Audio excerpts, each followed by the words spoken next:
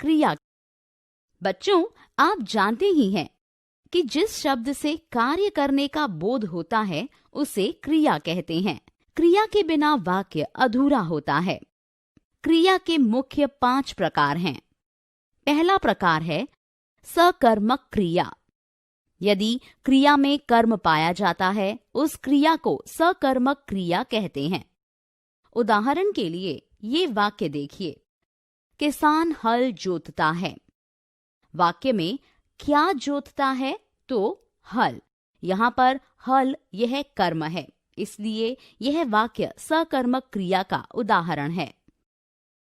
क्रिया का दूसरा प्रकार है अकर्मक क्रिया। यदि क्रिया में कर्म नहीं पाया जाता है, उस क्रिया को अकर्मक क्रिया कहते हैं। उदाहरण के लिए ये वाक्य देखिए, महेश जोर जोर से हंसता है। वाक्य में क्या हंसता है? तो उत्तर नहीं मिल रहा है। इसका अर्थ है कि यहाँ पर कर्म नहीं है, इसीलिए यह वाक्य अकर्मक क्रिया का उदाहरण है। क्रिया का तीसरा प्रकार है संयुक्त क्रिया। कार्य को पूरा करने के लिए जब वाक्य में 2 या 2 से अधिक क्रियाओं का उपयोग करते हैं, तब उसे संयुक्त क्रिया कहते हैं। उदाहरण के लिए ये वाक्य देखिए, राम ने रावण को मार डाला। वाक्य में मार डाला ये 2 क्रियाएं हैं। वाक्य को पूरा करने के लिए इन 2 क्रियाओं की आवश्यकता है, अतः यह संयुक्त क्रिया का उदाहरण है। क्रिया का चौथा प्रकार है सहायक क्रिया। मुख्य क्रिया की सहायता करने वाली क्रिया को सहायक क्रिया कहते हैं। उदाहरण के लिए ये वाक्य देखिए, कोलंबस बड़ा होता गया। वाक्य में होता यानी होना यह मुख्य क्रिया है और गया यह सहायक क्रिया है, और वह मुख्य क्रिया की सहायता कर रही है, अतः यह सहायक क्रिया का उदाहरण है। अब हम क्रिया के 5वें प्रकार के बारे में जानेंगे। क्रिया का 5वां प्रकार है प्रेरणार्थक क्रिया। कर्ता पर किसी अन्य की प्रेरणा जानी जाती है, तब उस वाक्य में जो क्रिया होती है वह प्रेरणार्थक क्रिया होती है। जैसे कि माँ ने बेटी से खाना पकवाया। प्रस्तुत वाक्य में बेटी यह कर्ता है, पर उसे माँ द्वारा खाना पकाने के लिए प्रेरित किया गया है, अतः पकवाया यह क्रिया प्रेरणार्थक क्रिया है। ध्यान रहे कि मूल क्रिया से प्रेरणार्थक क्रिया बनाते समय पहली प्रेरणार्थक क्रिया में आ व दूसरी प्रेरणार्थक क्रिया में वा जुड़ जाता है।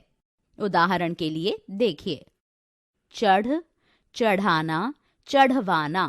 प्रस्तुत उदाहरण में चढ़ यह मुख्य क्रिया है। पहली प्रेरणार्थक में आ जुड़ जाने से चढ़ाना व दूसरी प्रेरणार्थक में वा जुड़ जाने से चढ़वाना यह प्रेरणार्थक क्रिया तैयार हो गई है। इस प्रकार हमने क्रिया के बारे में विशेष जानकारी हासिल की। सर्वनाम। बच्चों, भाषा की मौखिक या लिखित अभिव्यक्ति करते समय हम संज्ञा के स्थान पर हमेशा अन्य शब्दों का प्रयोग करते हैं। जैसे कि राम एक लड़का है और वह स्कूल जाता है। इस वाक्य में पहले हमने राम यह संज्ञा प्रयुक्त की, लेकिन बाद में संज्ञा के स्थान पर वह इस शब्द का प्रयोग किया। यहाँ पर वह यह शब्द सर्वनाम है। इसका अर्थ यह है कि संज्ञा के स्थान पर प्रयुक्त होने वाले शब्द सर्वनाम कहलाते हैं। सर्वनाम के 6 प्रकार हैं। पहला मुख्य प्रकार है पुरुषवाचक सर्वनाम। इसके भी 3 प्रकार है, जैसे कि उत्तम पुरुषवाचक सर्वनाम। जब बोलने वाला अपने नाम के बदले जिस सर्वनाम शब्द का प्रयोग करता है उसे उत्तम पुरुष कहते हैं। जैसे कि मैं, हम, मुझे, हमें। दूसरा प्रकार है मध्यम पुरुषवाचक सर्वनाम। जिससे बातचीत या वार्तालाप करते हैं उसके नाम के बदले में आने वाले सर्वनाम शब्द को मध्यम पुरुष कहते हैं। जैसे कि तू, तुम, आप, तुम्हें, तुम्हारा। तीसरा प्रकार है अन्य पुरुषवाचक सर्वनाम। जिसके संबंध में बातचीत की जाती है, उसके नाम के बदले में आने वाले सर्वनाम शब्द को अन्य पुरुष कहते हैं। जैसे कि वह, वे, यह, ये, उसे, उन्हें, उसका। सर्वनाम का दूसरा मुख्य प्रकार है निश्चयवाचक सर्वनाम। जो सर्वनाम शब्द निश्चित वस्तु या प्राणी की ओर संकेत करता है, उसे निश्चयवाचक सर्वनाम कहते हैं। उदाहरण यह, वह, ये, वे। अब वाक्य देखिए, यह मेरी किताब है। इस वाक्य में यह निश्चयवाचक सर्वनाम है क्योंकि निश्चित वस्तु की ओर संकेत करता है। सर्वनाम का तीसरा मुख्य प्रकार है अनिश्चयवाचक सर्वनाम। जिस सर्वनाम शब्द से निश्चित वस्तु या प्राणी ज्ञान नहीं होता है, उसे अनिश्चयवाचक सर्वनाम कहते हैं। जैसे कि कोई, कुछ। अब वाक्य में इनका प्रयोग देखिए। दरवाजे पर कोई तो आया है। इस वाक्य में कोई, यह शब्द अनिश्चयवाचक सर्वनाम है क्योंकि वह शब्द किसी निश्चित व्यक्ति की ओर संकेत नहीं करता है। सर्वनाम का चौथा मुख्य प्रकार है निजवाचक सर्वनाम, जिसका अर्थ है अपना। जिन सर्वनामों का प्रयोग अपने आप को बोध कराने के लिए होता है, उसे निजवाचक सर्वनाम कहते हैं। जैसे कि आप, स्वयं, खुद, स्वतः। अब वाक्य में इनका प्रयोग देखिए। चींटी स्वयं अपना खाना जमा करती है। इस वाक्य में स्वयं, यह शब्द निजवाचक सर्वनाम है क्योंकि वह शब्द बोलने वाले व्यक्ति का स्वयं बोध कराता है। सर्वनाम का पांचवा मुख्य प्रकार है प्रश्नवाचक सर्वनाम। जिन सर्वनामों का प्रयोग प्रश्न पूछने के लिए किया जाता है, उसे प्रश्नवाचक सर्वनाम कहते हैं। जैसे कि कौन, क्या, किसे, किससे। अब वाक्य में इनका प्रयोग देखिए। आपको किससे मिलना है?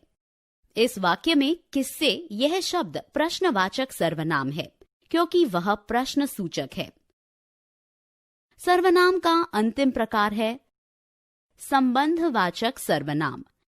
जो सर्वनाम शब्द वाक्य में दूसरे सर्वनाम या संज्ञा शब्द से संबंध बताने के लिए प्रयोग किए जाते हैं, उसे संबंधवाचक सर्वनाम कहते हैं। जैसे कि जो, सो, जो, वे, जो, वही। अब वाक्य में इनका प्रयोग देखिए। जो सोता है वह खोता है। इस वाक्य में जो, वह का प्रयोग किया गया है। यहाँ पर जो इस सर्वनाम का वाक्य में आए, वह इस सर्वनाम के साथ संबंध है, अतः वे दोनों संबंधवाचक सर्वनाम है।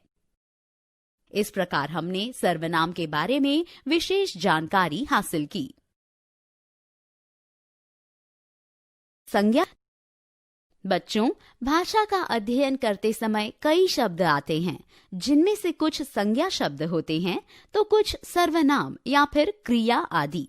इन प्रत्येक प्रकार के शब्दों का भाषा में विशेष स्थान होता है। जैसा कि आप सभी जानते हैं कि किसी व्यक्ति, वस्तु, स्थान या भाव के नाम को संज्ञा कहा जाता है। आपने अभी तक संज्ञा के शब्दों को भी ठीक से पढ़ा ही है। संज्ञा के भेद इस प्रकार हैं।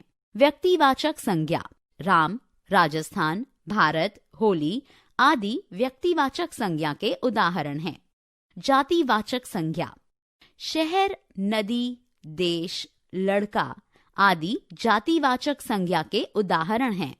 द्रव्यवाचक संज्ञा, सोना, चांदी, लकड़ी, पीतल आदि द्रव्यवाचक संज्ञा के उदाहरण हैं। समूहवाचक संज्ञा, सेना, कक्षा, भीड़, दल आदि समूहवाचक संज्ञा के उदाहरण हैं।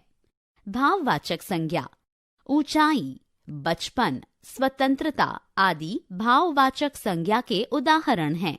इन उदाहरणों में से किसी को आप छू नहीं सकते, सिर्फ अनुभव कर सकते हैं। जैसे कि बचपन, मिठास, कुछ संज्ञा शब्दों में उपसर्ग या प्रत्यय लगाकर उनसे भाववाचक संज्ञाएं बनाई जाती हैं, जैसे कि जातिवाचक संज्ञाओं से भाववाचक संज्ञाएं बनाना। पशु यह जातिवाचक संज्ञा का उदाहरण है। इस शब्द की भाववाचक संज्ञा है पशुत्व। यहाँ पर त्व यह प्रत्यय लगा है। मनुष्य यह जातिवाचक संज्ञा का उदाहरण है। इस शब्द की भाववाचक संज्ञा है मनुष्यता। यहाँ पर ता यह प्रत्यय लगा है। अब चोर यह एक जातिवाचक संज्ञा का उदाहरण है। इस शब्द की भाववाचक संज्ञा है चोरी। यहाँ पर ई यह प्रत्यय लगा है। इस प्रकार त्व, ता, ई, आपा, इयत, आई, पन, आस आदि प्रत्यय लगाकर भाववाचक संज्ञाएं तैयार की जाती हैं। अब हम विशेषण शब्दों से भाववाचक संज्ञाएं बनाने का अभ्यास करेंगे। ध्यान रहे कि विशेषणों से भाववाचक संज्ञाएं बनाते समय त्व, ता, ई, आपा, इयत, आई, पन, आस आदि प्रत्यय लगाए जाते हैं। देखिए, लोभ यह एक विशेषण है। इससे बनी भाववाचक संज्ञा है लोभी। मीठा यह भी एक विशेषण है। इससे बनी भाववाचक संज्ञा है मिठास। इस प्रकार हमने संज्ञा के बारे में विशेष जानकारी हासिल की। विशेषण। बच्चों, आप संज्ञा या सर्वनाम का प्रयोग करते समय उन शब्दों के बारे में विशेष जानकारी देते हैं, जैसे कि सुषमा होशियार लड़की है। इस वाक्य में लड़की इस संज्ञा के बारे में विशेष जानकारी देने के लिए होशियार इस शब्द का प्रयोग किया गया है। आपको पता ही है कि इन शब्दों को विशेषण कहते हैं क्योंकि वे संज्ञा या सर्वनाम की विशेषता बताते हैं। विशेषण के 4 मुख्य प्रकार हैं। विशेषण का पहला मुख्य प्रकार है गुणवाचक विशेषण। जिस शब्द से संज्ञा या सर्वनाम के गुण या दोष का पता चलता है उसे गुणवाचक विशेषण कहते हैं, जैसे कि काला, बहादुर, बुरा, अनपढ़ आदि। उदाहरण के लिए यह वाक्य देखिए। स्वामी विवेकानंद युवा सन्यासी थे। इस वाक्य में युवा यह शब्द सन्यासी इस संज्ञा की विशेषता बताता है, अतः यह गुणवाचक विशेषण है। विशेषण का दूसरा मुख्य प्रकार है संख्यावाचक विशेषण। जिस शब्द से संज्ञा या सर्वनाम की संख्या का बोध होता है उसे संख्यावाचक विशेषण कहते हैं, जैसे कि 1, 2, 5 आदि। उदाहरण के लिए यह वाक्य देखिए। सप्ताह में 7 दिन होते हैं। इस वाक्य में 7 यह शब्द दिन इस संज्ञा की संख्या बताता है, अतः यह संख्यावाचक विशेषण है। संख्यावाचक विशेषण के 2 प्रकार हैं।